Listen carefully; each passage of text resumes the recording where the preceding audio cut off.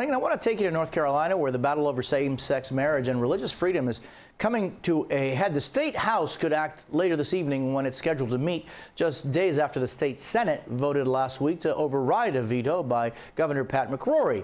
The governor vetoed legislation that would allow some government officials to deny same-sex couples the right to marry because of religious beliefs.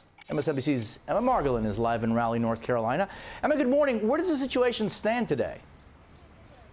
Thanks, Jose. So we are waiting for members of North Carolina's Republican-controlled state House of Representatives to convene tonight at 7 p.m., where they could vote on one of the more aggressive pieces of religious freedom legislation we've seen yet. This bill, Senate Bill 2, would allow magistrates and registers of deeds to opt out of performing any marriage they feel violates their sincerely held religious beliefs. Now, unlike a religious freedom law in Indiana, which became the subject of widespread condemnation earlier this year, this bill applies specifically to magistrates, those officials who do perform marriages and issue marriage licenses. And critics really foresee instances where this bill actually affects more couples than just same-sex couples. There could be scenarios in which magistrates claim a religious objection to an interfaith or interracial marriages. As you mentioned, Governor Pat McCrory did veto this bill, but the state Senate voted to override that veto last week.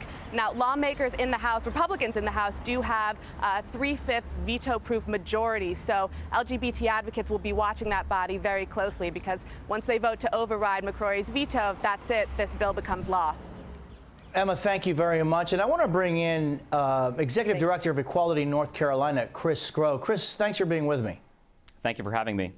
You've described this bill as discriminatory. What's your biggest concern with this legislation?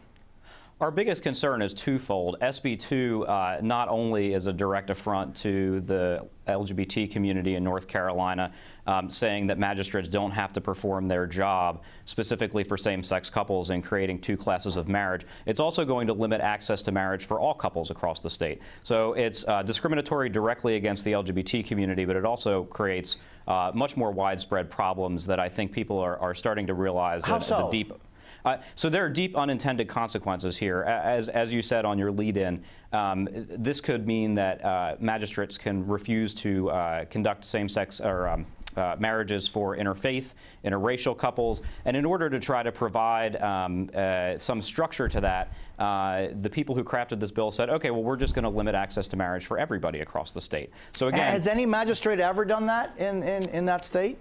Yes, actually, in 1976, there was an interracial couple that came, the persons that came in Forsyth County, which is Winston-Salem, and sought a marriage license there, and they were denied by a magistrate based on his sincerely held religious belief. So we know that this has been a problem in the state's history. We know that it's discriminatory, and we just can't codify it into law. That's why Governor McCrory vetoed it. So what do you do if the House goes along with the Senate in overriding the governor's veto? I mean, it's done, right? It's a fait accompli if that veto is overridden. Well, I think that we'll, at that point assess next steps, and we'll take a real hard look at the constitutionality of this legislation. I will say, though, that we are really hopeful that the House will not do that and will sustain the governor's veto. I hope and predict that that's what we will see. And what are you hearing from the people you're talking to in North Carolina about the legislation? I mean, what are residents saying?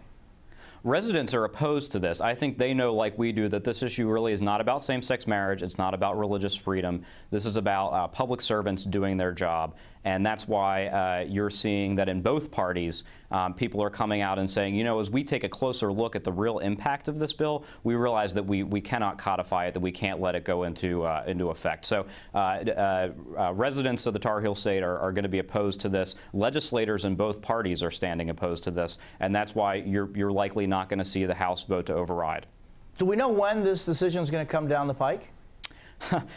We don't, and that's a good question. We have it scheduled again for this evening. I am hopeful that we actually will have a vote this evening, but House leadership can really, or believes that they can move this down the pike as many times as they want.